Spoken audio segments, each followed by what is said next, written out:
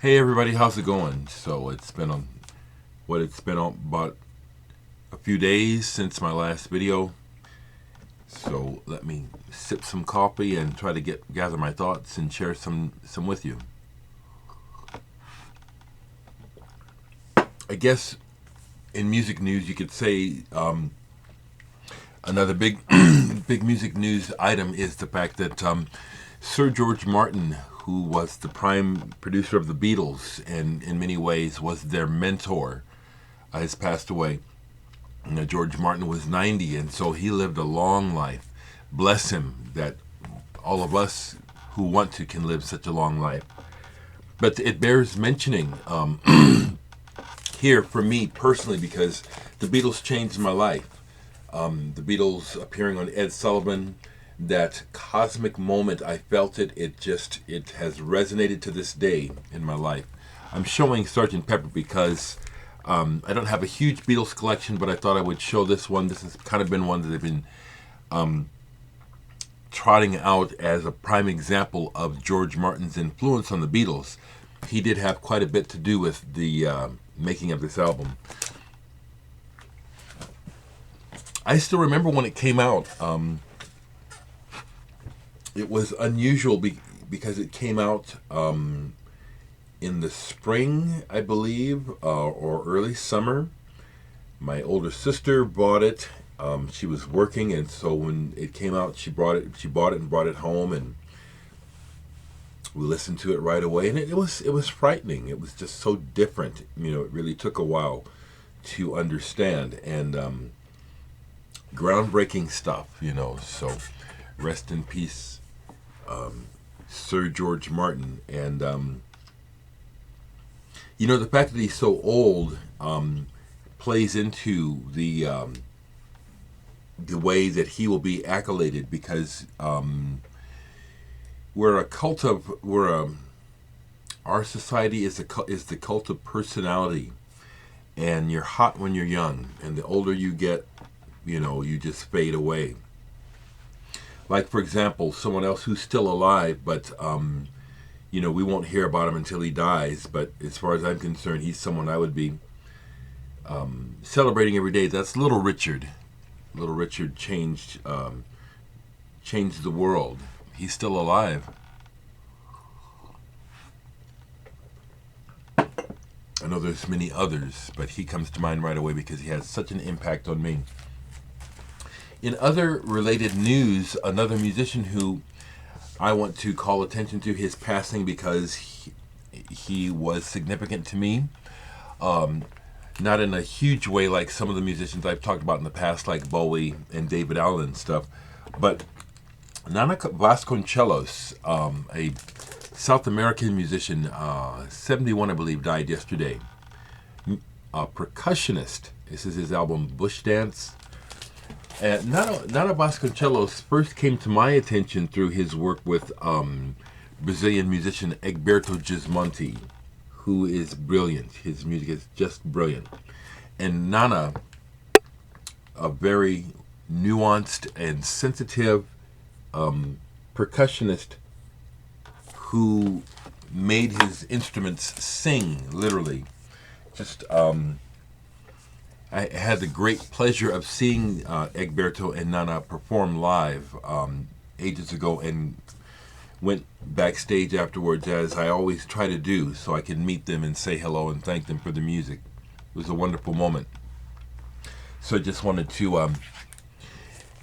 this is a name that is not a household name in America, and I do understand that people learn about music from my channel. That's why you watch. Find out about Mr. Nana Vasconcelos. Look his music up. He has a lot of records out. I've only got a few. I've got more of his work on some Egberto Gismonti albums. So both artists are well worth your time. Yeah, I've just got to... Here's one. This one is another one. And this one is billed as Egberto Gismonti and Nana Vasconcelos, Duas Vozes. Probably two voices, perhaps, that's what it means. Duas Voces on ECM. play this one today. Some more Egberto Gismonti. And yes, Nana is on here, but of course, a very important aspect of his music here is the Egberto Gismonti solo album. And a couple of more. This one is fantastic. Excuse me, this is when I saw them on tour. They were touring this album, Danza das Cabecas. A very, very spirit-filled musician, as you can see by his picture, you know. Very wonderful musician. And here's an early Gismonti album, No Caipira. And yeah, Nana's on here too. You know, in recent times, I have said that I was going to be putting some old records up for sale, like Norman and the Rockwell was my first EP. I just haven't got around to it. You know, it's not the reason why I do this channel, is to try to sell you something. I just like to get in here and talk about stuff. Talk about music and what's on my mind. A couple more records that I played recently, because I don't have any new records to show. Old progressive rock album from 1976. Socrates, Greek band.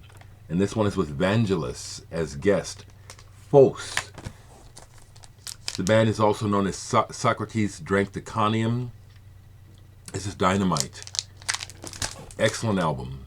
It rocks, and then it's also ambient too, both.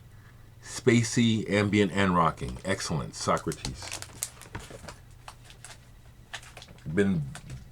Well, it just goes to say I've been busy with a lot of stuff, so I've been playing a lot of records, but recently played Tomorrow's Harvest, the only thing I have by Boards of Canada on vinyl. I have their other titles, but this is the only one on vinyl. Love their sound. Love their sound. It's been very summery here in Nebraska. Today it'll be up getting close to 70. And Bo Hanson's Magician's Hat, this music reminds me of the spring and the summer. And so I've been playing it. It's just wonderful music just a wonderful album. Sunlight and outdoors is what this sounds like.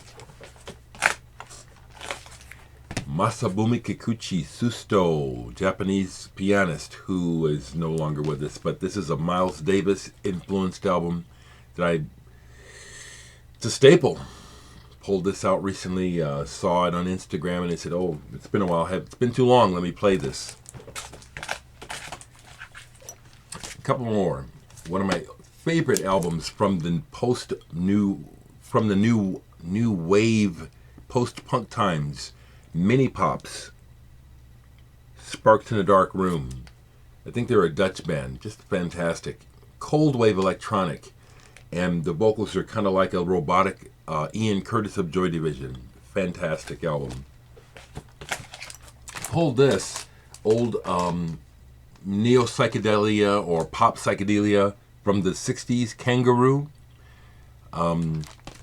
No notable names on here, but this is really good, really good. They have the girl singer, so Jefferson Airplane, they don't sound like Jefferson Airplane. I thought the album, they sound more like Badfinger to me. This is really good, really good, really good. In Absentia, Porcupine Tree, one of their best albums, was just playing this. Gravity Eyelids, just hear it, it'll tell you. Great band. Hope she's doing well. Joni Mitchell was listening to Clouds. I know she's had some health concerns and she's up there in age. Just hope that Joni's doing well. Her music has touched my life and deeply. And another iconoclast, pioneer, and someone who, in my opinion, is still underrated. In my honest opinion, should be lauded in the same way as a Bob Dylan, as a Neil Young. I wish that she could be celebrated in a large public way before she passes. Joni Mitchell. She, like many black artists and other people of color, just people in general, many of the pioneers, the people who really lay it down for those that come after them, don't receive the recognition that they deserve. And Joni Mitchell is one that comes to mind that is really deserving of greater accolades. Gonna keep it right about there today, primarily about music. Busy with stuff, and I was hoping that I could point you to some new video of me playing in bands, but not just yet. So anyway, hope everyone's doing well, and I'll see you again soon.